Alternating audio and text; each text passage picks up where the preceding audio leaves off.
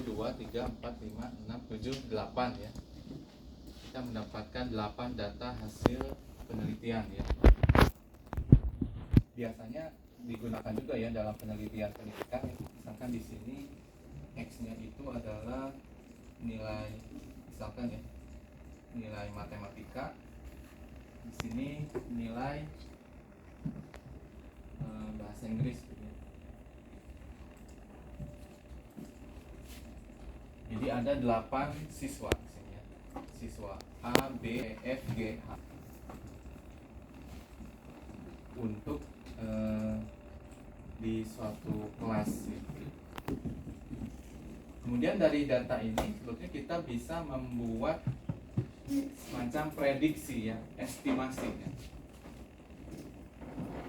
Jadi ketika nilai seseorang itu misalkan 80, itu nilai bahasa Inggrisnya berapa?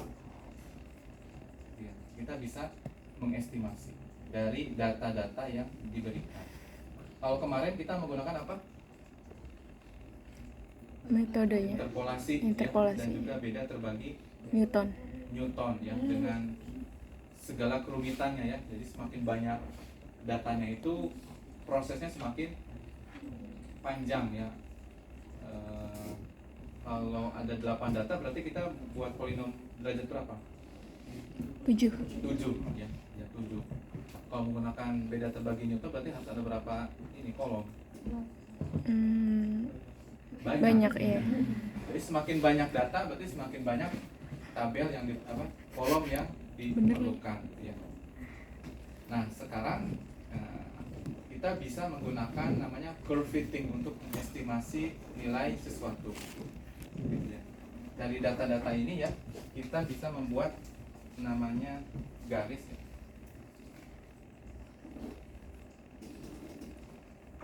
Nah, gitu ya.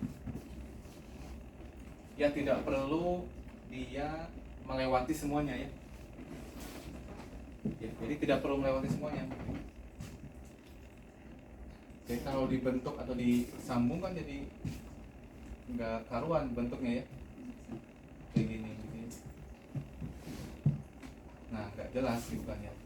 Dan untuk membuat fungsinya juga rumit. Nah, salah satu hal yang sederhana yang bisa kita lakukan adalah membuat garis lurus gitu ya. Tapi kita harus lihat dulu ya perilaku datanya.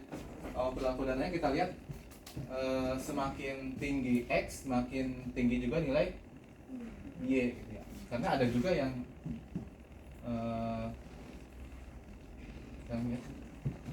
titiknya itu ini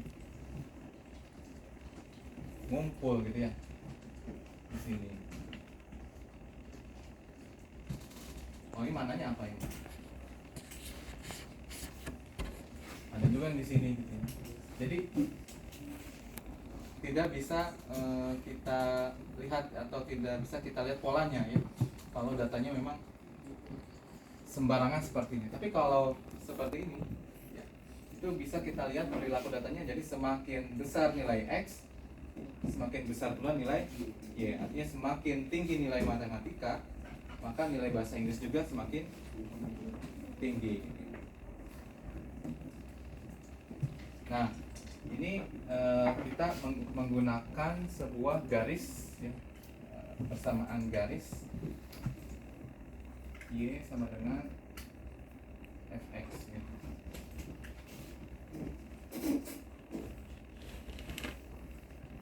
Nah, dari garis dengan titik itu ada apa di sini? Ada jarak ya. Nah, ini ada jarak di sini misalkan sini X1 Y1 ya. Ini X2 Y2. Nah, di sini ada jarak ya. R1 ini ada di sini dua-nya di sini nih. Ini 3 ya. X3 Y3 ini berarti R2 ini 2. Ini R3 ya. Kemudian ini R4, R5 dan seterusnya. Jadi ada jarak ya antara titik-titik dengan garis. Tentu yang kita inginkan seperti apa? R-nya nilainya berapa? Positif.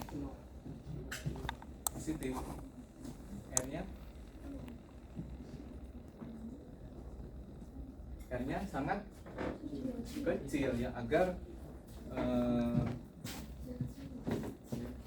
memang garis itu ya, namanya pencocokan ya. Yang namanya cocok itu kan ya hampir gitu ya, hampir mendekati gitu ya. Karena kalau misalkan distance-nya atau jaraknya itu terlalu besar gitu ya, nah, itu jadi kelebaran jadinya.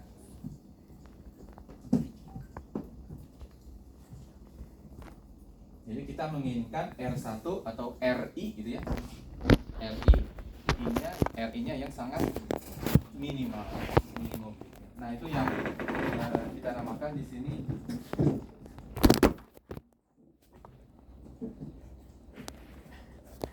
regresi linear ya, regresi least square regresi.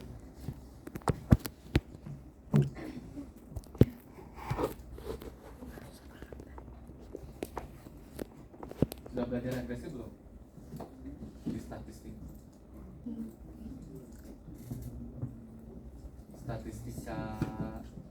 Udah nggak sih? statistika penelitian nggak ada ya? Belum. Statmat Udah satu ada regresi. ada. Seingat saya ada. Kok ada yang bilang ada yang bilang bingung. Ingat gue ada.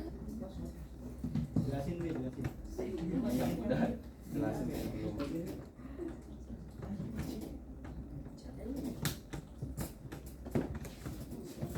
Oke, kita lihat ya dari sini yang di Zoom.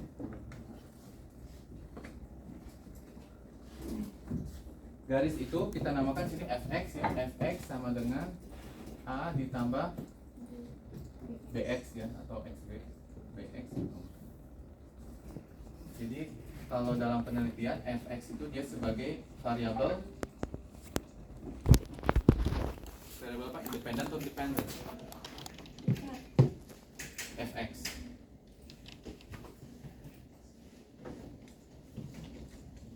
Dependent. Ada variabel independen, ada variabel dependent ya. Independen itu yang gimana? Yang sendiri. Koefisien sama Independen. Sendiri. Independence Day apa itu? hari kemerdekaan. Variabel bebas ya. Dependent variabel terikat ya. Depends on you ya. Tergantung kamu ya. Dia memang terikat. Jadi yang bebas yang mana? Fx atau yang x? Yang bebas yang mana? Bebas yang x ya. Iya. Variabel independent variabelnya tuh x, X. kemudian Yang dependent fx. terikatnya adalah fx. Jadi nanti nilai dari fx itu dia tergantung dari nilai x-nya bebas ya.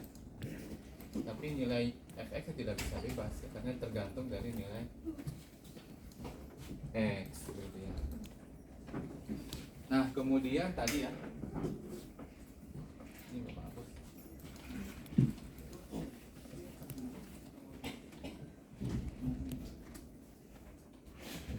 R1 misalkan ya. R1 itu adalah jarak ya, jarak dari titik yang ini ke garis ini ya. Ini bagaimana? Jadi Y1 dikurangi Iya. fx 1 ya. Jadi Y1 dikurangi A ditambah A B plus B X. X1 untuk R1. Kemudian R2 Y2 dikurangi Fx2. Jadi Y2 dikurangi ini dia A ditambah B X2. Kalau RI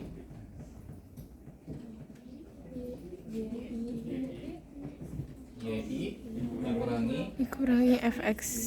Oh ya, ya. FXI atau A A plus B plus BX. BXI. Jadi masing-masing setiap titik itu dia punya jarak ya. Setiap titik dia punya jarak. Atau bisa juga jarak ini nanti yang menentukan errornya ya. Kalau semakin besar jaraknya, errornya juga semakin besar.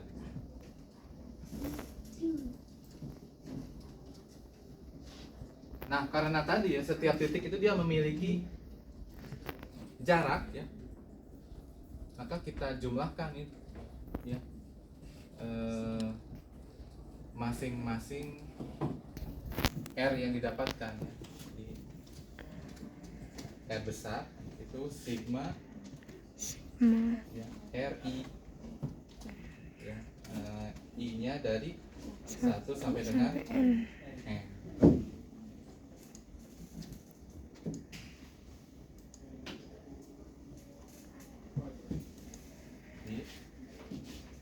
Di sini sigma ya YI dikurangi A ditambah B XI, I-nya dia dari 1 sampai dengan N. Nah, regresi ini namanya least square. Apa least square?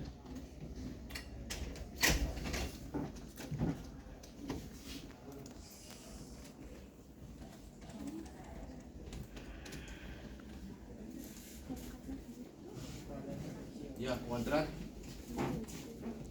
terkecil. Artinya nanti gimana? Kuadrat terkecil aja. Kalau kuadrat terkecil gimana?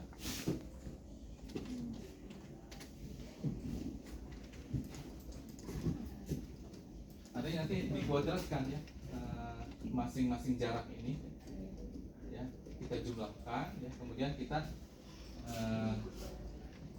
kuadratkan ya. Di sini jadi R square ya, itu nantinya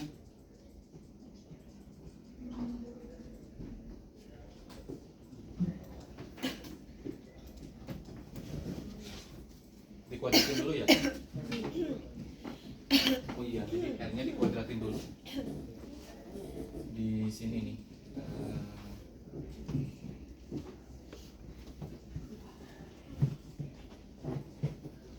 Jadi R itu sama dengan kuadrat dari sini ya.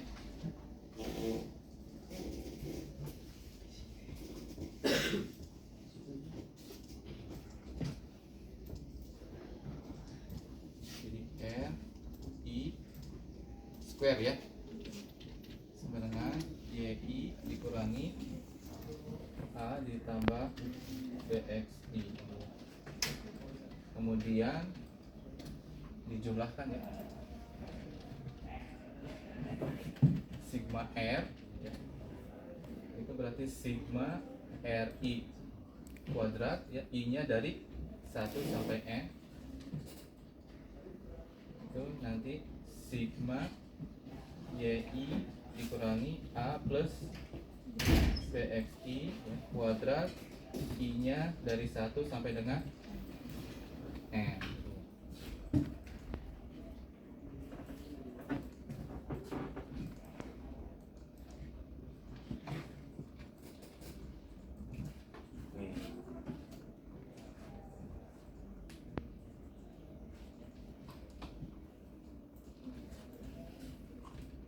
Karena ini least square ya.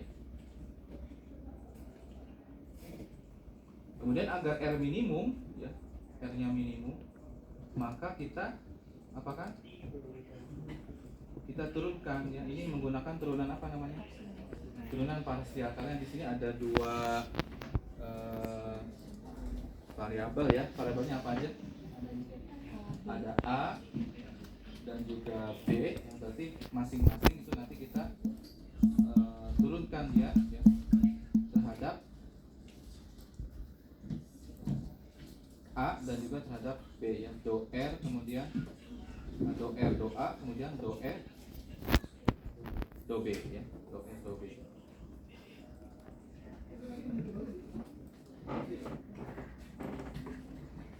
Diturunkan terhadap turunan parsial terhadap A dan juga terhadap B. Kemudian didapatkan seperti ini.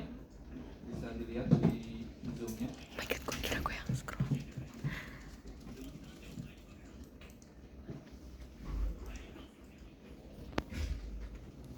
YI dikurangi A dikurangi BXI itu sama dengan 0. Ada suara apa?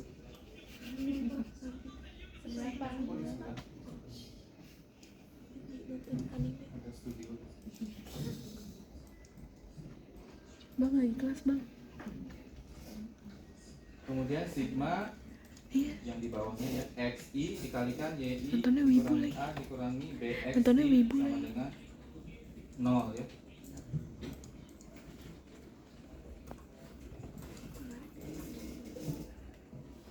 Nah ini tinggal Iya. Kurangin kedengeran. didistribusikan sigmanya. Malu banget. Kemudian nanti akan terbentuk sistem persamaan Ini ya. linear berapa variabel? 2 variabel. Nah di bawah, Gak kedap suara ya. nah sepertinya ada yang salah. Jadi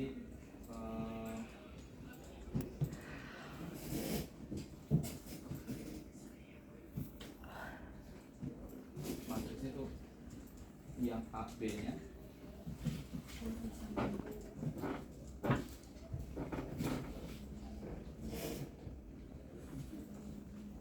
ini N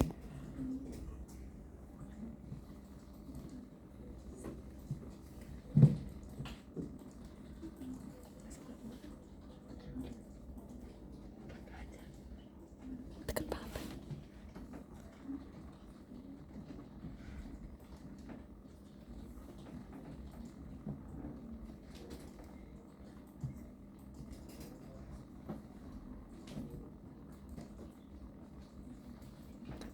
gitu ya. Nah kemudian dengan menggunakan apa ini aturan Cramer ya biasanya. Masih ingat ya aturan Cramer?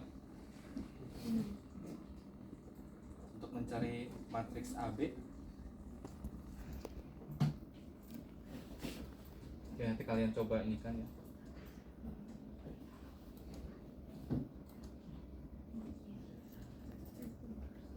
Jadi N ya sigma XI YI dikurangi sigma XI sigma YI dibagi N dikalikan sigma XI kuadrat dikurangi sigma XI dikuadratkan ya. Itu untuk nilai B nya. Kemudian untuk nilai A nya itu adalah Y dikurangi BX. Y nya itu adalah average ya, rata-rata nilai Y. Kemudian X itu adalah rata-rata nilai X.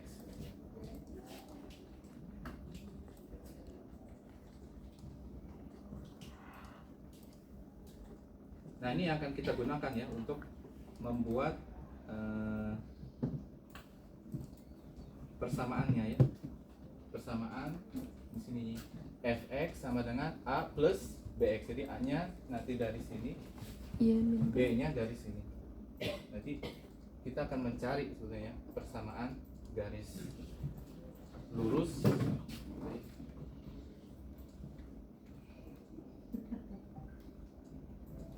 Oke, nah ini ada juga ya RMS-nya, root mean squared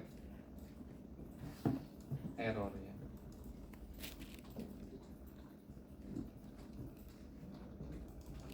Bapak tulis di sini. Jadi untuk melihat ya sejauh mana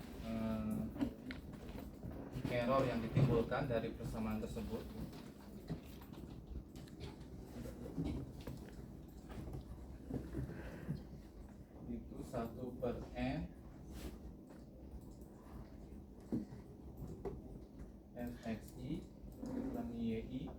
kuadratkan.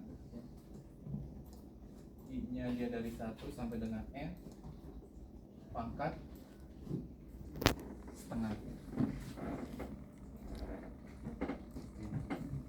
Sini semakin kecil nilai E, semakin bagus fungsi hampiran ya untuk mencocokkan titik-titik data.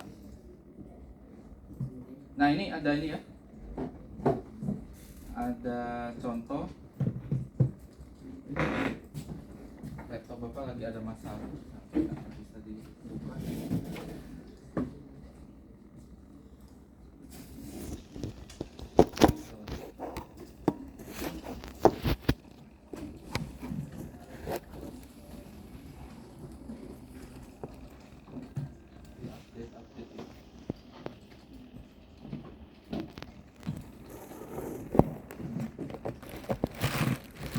Oke, tidak lupa kalian catat ini ya, X, Y, Y nya ya.